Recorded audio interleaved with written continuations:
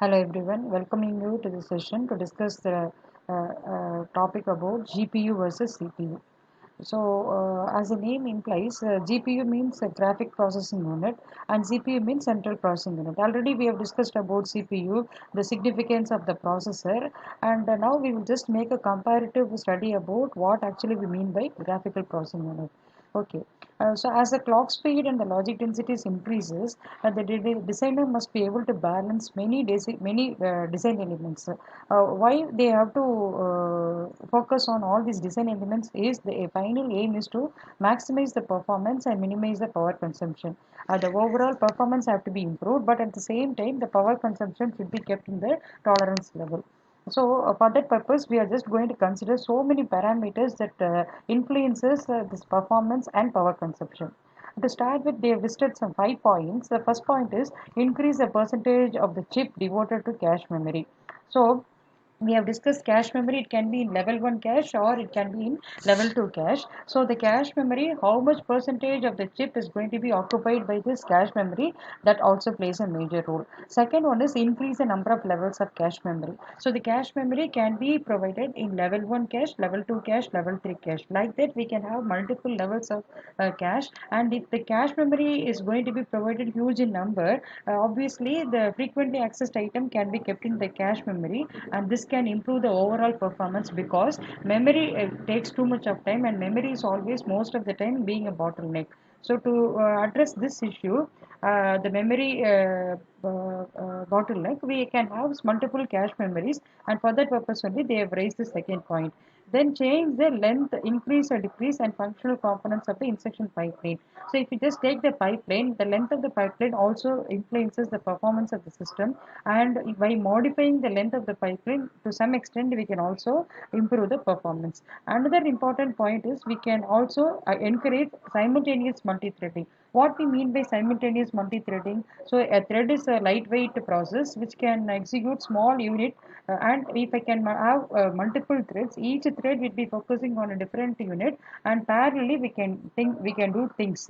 Whenever it is possible for us to do things in parallel, and that too by with the multi-threading concept, definitely the overall performance can be improved since it is going to directly influence the throughput. Then the fifth point is using the multiple cores. Actually, we have discussed what we mean by core. Core is nothing but a processor, and if that processor is available stacked one upon the other on a single die.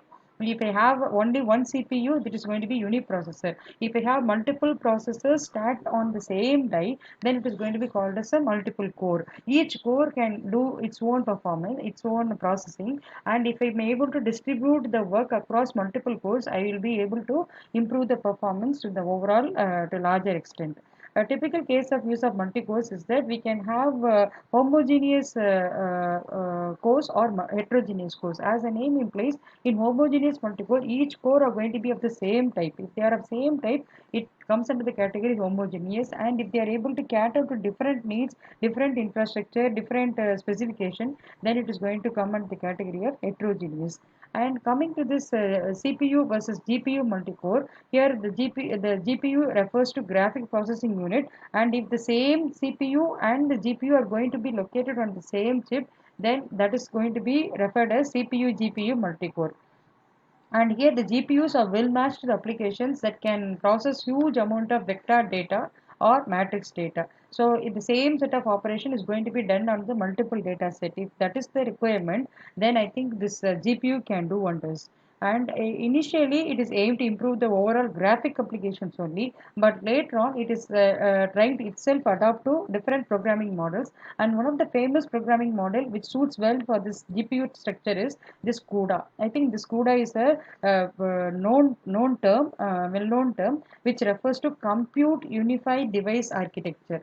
So it is going to do some computation and a unified device architecture. So it will be able to handle multiple data sets at the same time. That's what we call as CUDA. The overall performance can be improved by processing multiple data, and the same operation could be repeated. Now, if you just see the key features of the HSA. HSA means refers to Heterogeneous System Architecture Foundation. And if you just refer to the key features of this HSA approach, it has been listed as follows. The entire virtual memory space is visible on both CPU and GPU. So we have already discussed the concept of virtual memory. If the same virtual memory is going to be applicable for both CPU and GPU, then that is an important feature. And the next one is the virtual memory system brings pages to physical main memory as and when needed. So only if it is required that virtual memory page will be brought into the main memory, and this is also always referred as demand on-demand paging.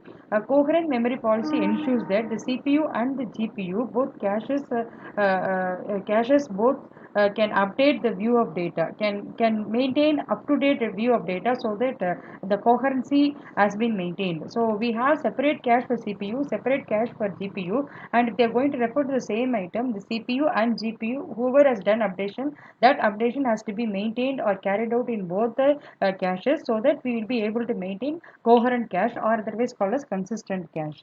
Then coming to this unified programming interface, we try to exploit the parallel capabilities of the GPUs, and that can be done by means of providing unified programming interface. I think if you just see this diagram, this will be giving some details about the heterogeneous multi-core chip elements. If you just observe here, there is a common on-chip interconnection network where we have CPUs, and each CPU will be having their own local cache. We have multiple CPUs here. Whenever we have multiple CPUs, it will come under the category of multiple processor systems. If these CPUs are going to be stacked one upon the other in the same die, then it comes under the category of multi-core. And here we have different controllers, maybe this DRAM controller, so that will take care of the memory operations, and then the cache controllers. We have different levels of cache. For each level we can maintain, or at least to the last level we can maintain. So all these controllers will take care of the respective memory and memory components, and it will be connected to the on-chip interconnection network, which in turn will be connected to the individual processors, or it can be to the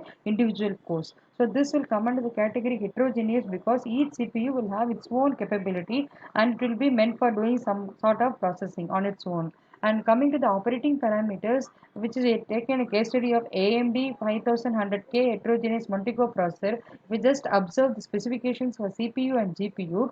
It has given like this: the clock frequency is 3.8, and here GPU is only zero point 0.8, and the number of cores available in the CPU is 4, whereas in GPU it extends to 384, as it has to handle some parallel data, or matrix data, or vector data. And then FLOP stands for floating point operations. How many floating point operations a CPU can do, or a GPU can do within a core, that they have listed as 8 and 2.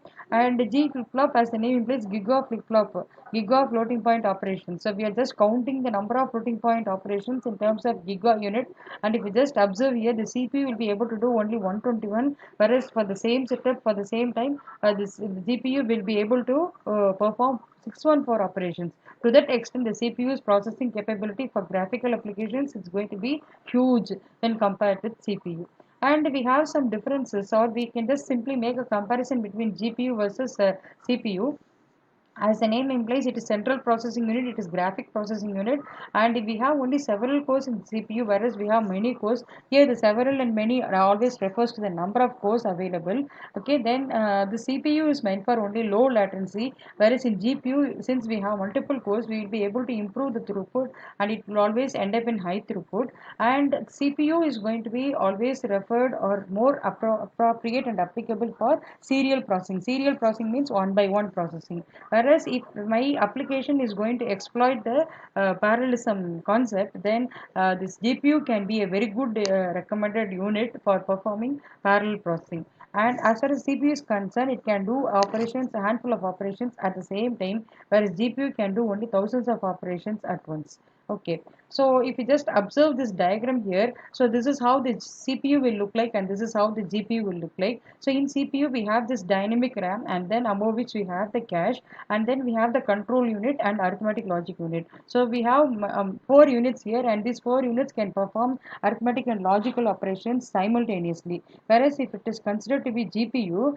there we have this DRAM, and apart from this, here we have a common cache which is going to be shared by all the ALU units, Whereas here, ALU units are clubbed together and they can have their own control cache, their own cache unit, and the control unit. So the control unit and the cache unit is going to be arranged for set of ALUs, and we have multiple ALUs which are organized in the form of like a matrices. So this is how the CPU and the GPU will be differing with each other. So CPU is always meant for multiple cores, maybe in few in numbers, 4, 6, 8, something like that. Where if you are going to stack or if you are going to group thousands of cores, then it is going to come under the category of GPU.